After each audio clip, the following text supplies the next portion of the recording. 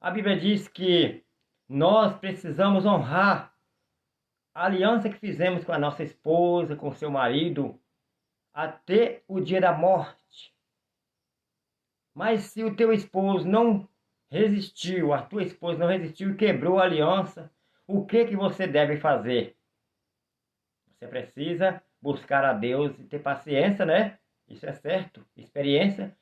E preparar e esperar que Deus prepare algo para você da vontade dele.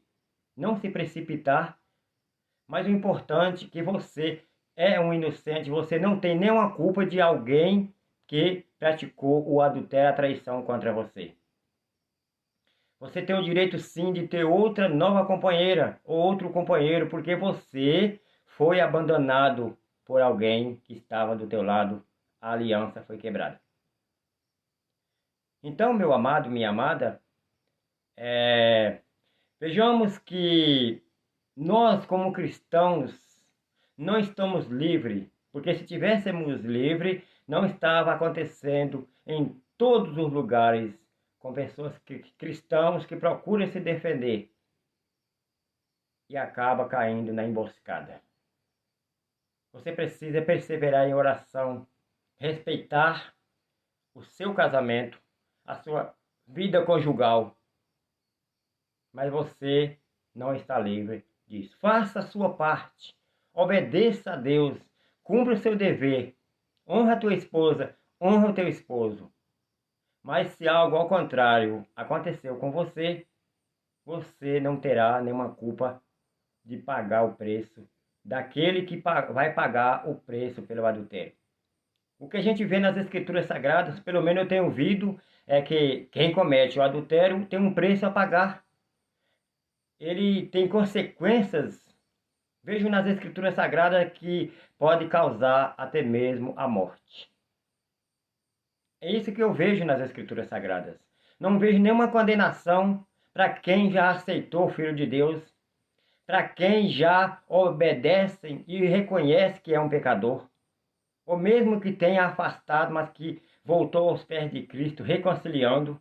Eu não vejo nas escrituras sagradas nenhuma condenação para essa pessoa que aceitou o santo evangelho de fé e amor. Mas vejo na boca do homem que tem sim uma condenação. Meu amado, minha amada, nós de maneira nenhuma iremos obedecer religiosidade de ninguém, mas sim as escrituras sagradas.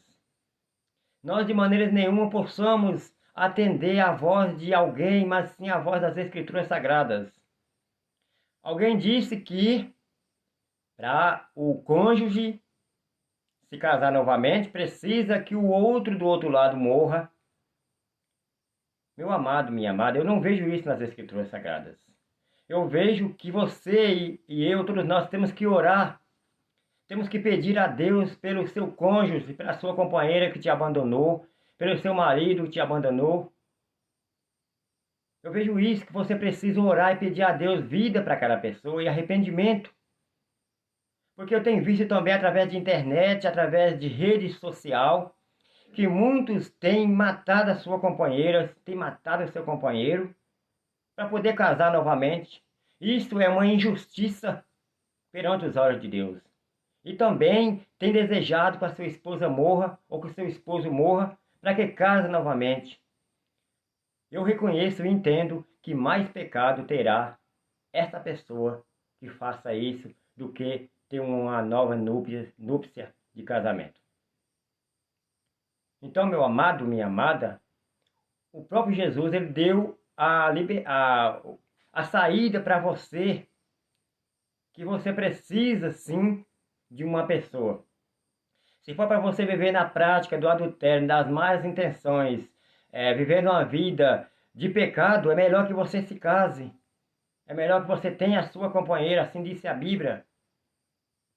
Se você for para você viver escravo de alguém que vive a vida toda perseguindo o evangelho, perseguindo a tua vida espiritual, atrapalhando você servir a Deus, tirando as tuas visões que você tem com Deus, a tua comunhão, é melhor que se separe. A Bíblia diz que ninguém é escravo de ninguém. Nessas condições, meu amado, minha amada, você pode se separar sim. Diz as Escrituras Sagradas que você não é escravo de ninguém. Nessas condições, a Bíblia dá a liberdade para você dar carta de divórcio para essa pessoa, nas condições do adultério, da traição, nas condições de escravidão, porque você não é escravo de ninguém. Então os líderes precisam aprender isso. Os líderes precisam acolher as pessoas inocentes, tentar proteger as pessoas. Eu vejo também no livro de Tiago, a palavra de Deus diz, né? Para que você e outros nós se cuidar, para evitar das cobiças. Diz a palavra de Deus que através das cobiças gera o engordamento, que é os seus desejos, gera a concupiscência, gera os desejos da carne, e você vai se alimentando do pecado e acaba você caindo em tentação e acaba você caindo no pecado.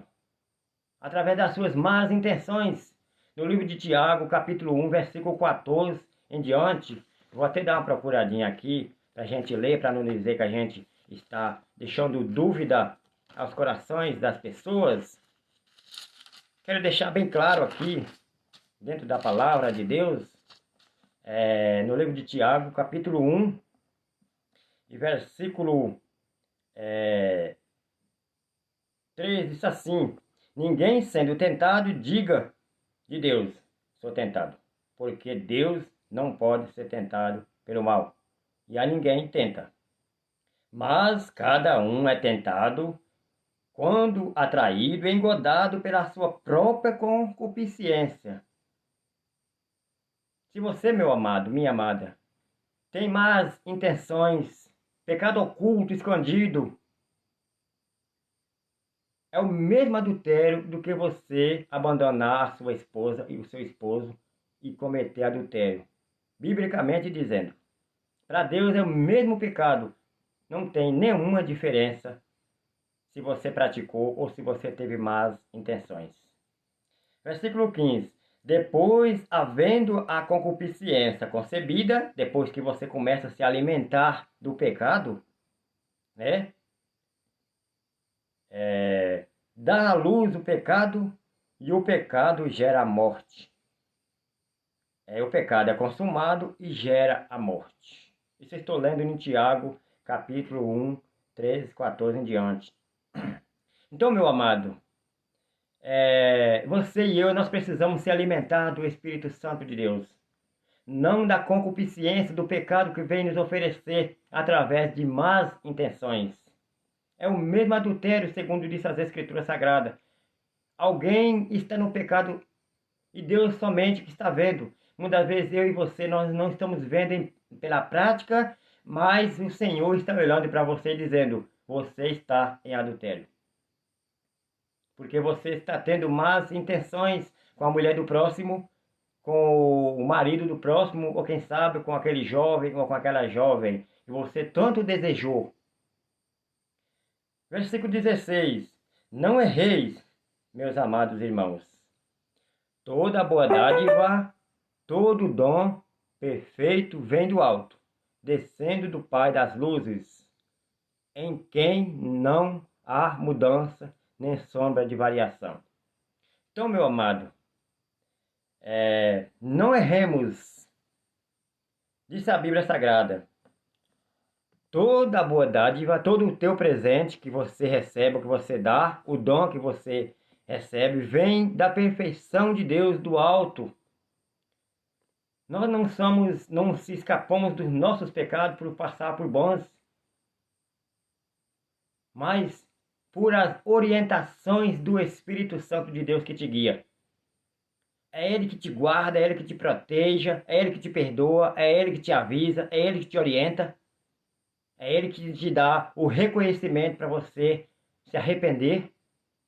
Tudo isso vem da graça salvadora do Senhor. Não depende de ninguém. Então disse a Bíblia Sagrada, descendo do Pai das luzes, em quem não há mudança nem sombra de variação. Deus não faz diferença de ninguém se você é bom e o outro é ruim. Todos passam diante dos olhos de Deus por igual, seja homem que seja mulher. Não existe ninguém melhor do que outro. Não é preciso, meu amado, minha amada, eu colocar lei dentro de uma igreja, uma religiosidade para dizer: você precisa obedecer isso, porque isso aqui é estatuto. Mas você já parou para meditar se você estiver fazendo a religião? E depois sobrar para você, e você for pagar o preço com Deus. Quando ele for cobrar, porque não vai fazer diferença nem de mim nem de você. E nós vemos nas Escrituras Sagradas que Deus nunca apoiou religião. Sempre ele apoiou as verdades e a libertação e o reconhecimento pelos nossos pecados de se arrepender. Isso sim agradava aos olhos do Senhor. Quando nós reconhecemos o nosso erro, o nosso pecado, a nossa desobediência e prostramos diante dele para pedir perdão. Aí sim você terá a graça do Senhor. Então no 18 diz ainda: segundo a sua vontade, que é a vontade de Deus, ele nos gerou pela palavra da verdade, para que fôssemos como primícias das suas criaturas. Então, meu amado, minha amada, nós, perante a graça de Deus, fomos tratados como as primícias. Você já foi comprado pelo sangue de Cristo. Você já foi pago pelo sangue de Cristo.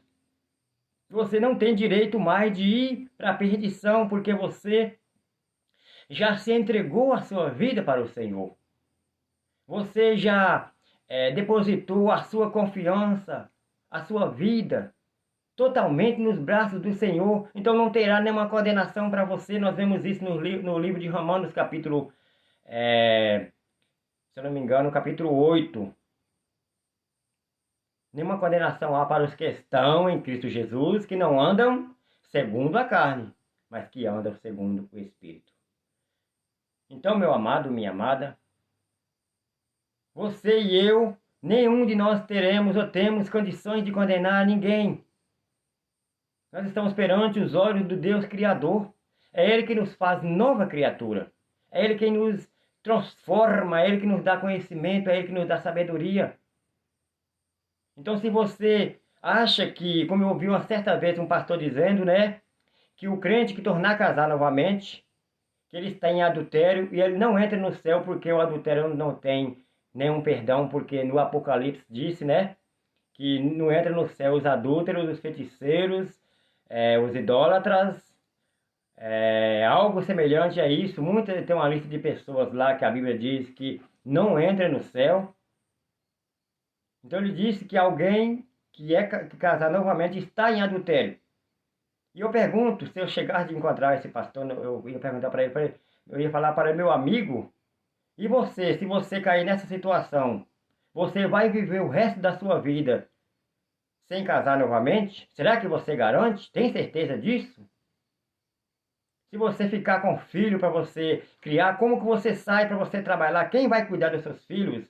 Se Deus determinar e permitir que você aconteça isso contigo, o que você vai fazer? Você nunca mais pode casar, você nunca mais pode contrair uma núpcia, uma companheira ou um companheiro, porque você está em condenação. Quer dizer, você aceitou a salvação ou você aceitou um Deus que te dá a salvação e te toma novamente? Então eu queria ouvir a resposta deste pastor.